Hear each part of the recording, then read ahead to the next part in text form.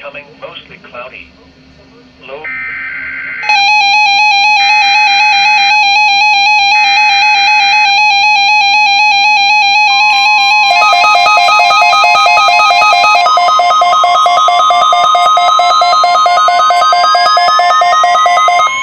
The National Weather Service in San Diego has issued a required weekly test for the following areas in extreme southwestern California: Orange County, Riverside County, San Bernardino County, San Diego County, and the coastal waters from San Mateo Point to the Mexican border and out 60 nautical miles, including San Clemente Island.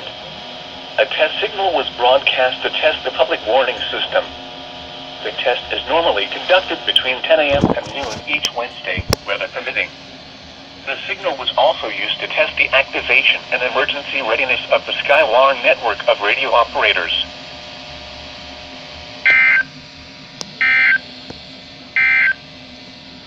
Extended forecast for coastal Orange County.